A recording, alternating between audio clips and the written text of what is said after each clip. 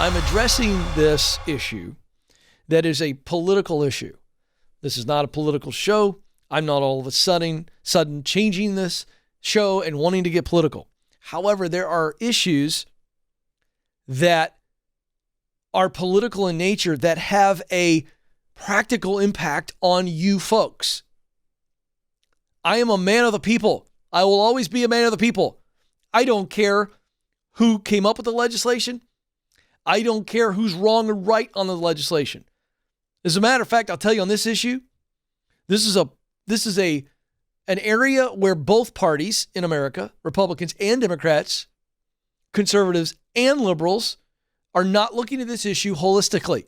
They are looking at it politically for their bases. So Republicans, I'm going to just call it out right this time. Let me just go ahead and offend everybody so then you can actually listen to what I'm about to say. Republicans are big time wrong on this issue because all they're going to do is beat it up and say that it's bad economics and it's bad for small businesses, which is true. But what they don't do is come up with an alternative to help people get jobs. They're just going to debate their Democrat colleagues. Democrats or liberals, whatever you want to call them, they don't look at this holistically either. They just say, this is good for the working person. This is going to help them make more money. It's going to become a living wage. And they're just catering to their base. They're wrong. Because it's actually going to cost jobs. It's actually going to take opportunity from the very people that I believe Democrats do want to help. So I'm not demonizing Democrats and I'm not demonizing Republicans, but it's all political posturing designed to make their political bases happy. I don't care about your political wins. I don't care about you getting reelected. I care about people having the opportunity to work and get on the ladder and then work their way up. And this minimum wage issue is right at this point. And so now let's break down the realities now that I've gotten all of those of you who want to take shots at me. You can. Don't care. By the way, you can jump in the chat room. Davey's already said something here. So you can jump in the chat room. If you get my attention, maybe I'll say something about it. But I'm not interested in hate. Now let's just do the facts. You ready? I'm making the case that raising the minimum wage and forcing federal legislation that raises the minimum wage, no matter how much you raise it. Right now it's $7.25. Let's set this. $7.25 an hour is the federal minimum wage. State by state, states can raise the minimum wage, but there is a federal guideline that applies all the states, and that's the federal minimum right now. The legislation that Bernie Sanders and others are pushing this week, may come out this week before the House and the Senate, we'll see, is to raise to $15 an hour. Sounds really good, but let's look at the facts. First of all, 1.9% of all hourly paid workers are on minimum wage. 1.9%. So you would think it's millions and millions and millions and millions of hourly workers are on minimum wage. They're not. Let's just be honest. 1.9% of hourly workers are on minimum wage at $7.25 an hour, actually making the federal minimum wage. 1.9%. Now, who is in the 1.9%? Glad you asked. They're young people. These are teenagers up to the age of 25. So 16 to 19-year-olds, and then you've got your early 20s. So who is that? Number one, those are people that are starting. Teenagers, starting out. They're just getting a job. They're not thinking sweet spot right now, nor should they be per se. They're just going to get some money to pay for a car, some gas, maybe their girlfriend, boyfriend, whatever it is. They're starting out. They're starters, kids, teenagers. And then if you're under the age of 25 and you're in an hourly wage job, there's a reason for that too. Maybe you come from an impoverished community of no fault of your own. Maybe you've been, life has kind of thrown a lot of curves at you and you're behind the eight ball. Maybe it's a second chance, a third chance, a fourth chance. Folks, can we just be real? The people that are in these minimum wage jobs, it's an opportunity for them to get started. You're going, well, yeah, Ken, absolutely. That's why $7.25 for that 25-year-old, they can't live on that. Well, okay. Maybe they work 3 jobs. I'm sorry. Here's what happens when we make that emotional argument. What happens when you tell a small business that they've got to pay what they've been paying somebody to do for $7.25 an hour to $15? They double the wage. 2 things happen. Number 1, the small business has to adjust. They don't have a ton of money sitting around to absorb the cost. If they felt it was good for their business to pay somebody double, don't you think they would? Yes, they would. They're not Scrooges. So here's what happens. They have to increase their cost, which gets passed along to you. And they have to cut expenses, which means they start cutting the jobs that we're talking about right here. The 1.9% of the ones that get affected the most. They don't get a chance to start. They don't get a chance to restart. And that's devastating. And let me tell you something.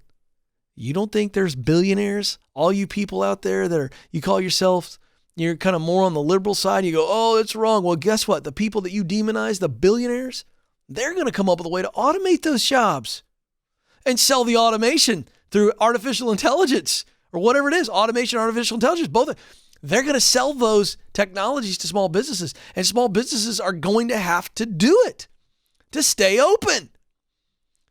So understand that it sounds really great, but there doesn't need to be a minimum wage in that a person can jump in anywhere in America and begin to work and prove their value and then grow their salary. But when you force a federal increase in minimum wage, you are going to do 2 things: increase cost, which leads to inflation, and then you are going to force small business owners to cut jobs. And the very people who need that minimum $7.25 an hour are going to lose their opportunity and stay behind, as opposed to getting in, feeling good about themselves by earning a wage and moving up and getting an increase. So I want you to understand what's really going on here. It will hurt the very people that the minimum wage is supposedly designed to help. The Congressional Budget Office. Understand this, folks. This is nonpartisan. Congressional Budget Office. Doesn't matter who's in power. They run numbers. They're anticipating a loss of 1.4 million jobs if the minimum wage gets increased from $7.25 to $15 an hour. 1.4 million starters and restarters that don't get the opportunity to work. Further contracting the job market. These are real numbers. It's not Ken Coleman's opinion, folks. I don't care who on which side of the political aisle is proposing this. What we need to do is allow small business owners to hire as many people as possible. We need to open them up. We need to give them tax incentives or other incentives to hire these young people and get them in the workforce, to hire people who are restarting in their life, to give them a chance to earn a wage. It's not a living wage. It's a starting wage. It's always been a starting wage, not a living wage. If you're behind the 8 ball, you may have to work 3 and 4 jobs. I'm watching American Idol the other night, folks. It ended with a beautiful story of a young lady talking about her mom having to work 3 jobs. They weren't minimum wage, but they were hourly wage jobs. She had to work 3 jobs to take care of her and her sister. Now they're on the other side of this. The minimum wage or hourly wage work is not meant to be the starting minimum wage or the starting hourly wage. Starting. It's a start. So if you're restarting your life, you may have to work 2 or 3 jobs. I get it. I wish we could fix it. But folks, you cannot just legislate and play on the political emotions of people to make bad policy that's actually going to hurt the very people that need the lower hourly wage jobs just to get started and get in. We got to understand this. And one other thing on this. Well, can Amazon and Costco can afford to? Yeah, they can. So they probably will, and they've announced it.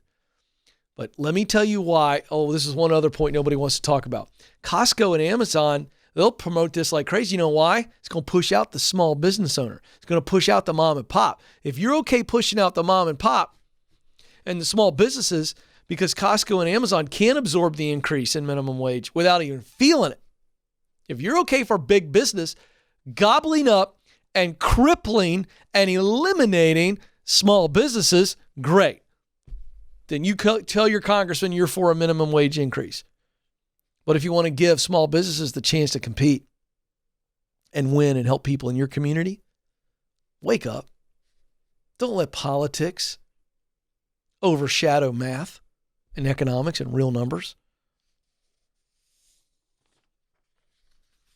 That is why the minimum wage increase is anti-human. It's going to usher in automation and artificial intelligence. You watch it. It's already happening. I went to a McDonald's a year ago, pre-pandemic in Manhattan, and I didn't see one person, Joe. I looked in the window, saw kiosk everywhere, not one person. So I asked somebody. They were like, oh yeah, there's 4 cooks in the back. That's it. Why? Because at some point, McDonald's, billions and billions of dollars, figured out it's cheaper for us to use automation and technology than to hire a young person or a middle-aged person or an older person just trying to get back on their feet, trying to just have some self-worth. Now, we don't need them. And by the way, as soon as they figure out how to cook burgers cheaper than the guys in the back, they're going to do it. Hey, folks, so some of you got your feathers ruffled because I said some trigger words. I don't care. This is not a Republican comment. This is not a Democrat comment. This isn't a liberal comment. This isn't a conservative comment. This is a human comment. I am trying to implore you to understand how this kind of legislation impacts all of us. We the people. I want the very people that need the chance to have the chance. And this minimum wage hike is not the way to do it. If business owners thought that paying their people more would increase their performance, they do, and they will. But entry level is entry level. Let's let the economy, let's let capitalism do its thing. It's actually for the people. Well, those are my thoughts. And that is about you, the worker, your kids, your family members, people in our community that I don't know that need a chance, that should not be replaced by a computer. I'm all for technology, but I got to tell you something. As it relates to bad policy, which forces automation and AI to take away opportunities for humans and remove human-to-human contact, can I tell you, I am not for that. I am pro-human. Stick that in your political pipe and smoke it.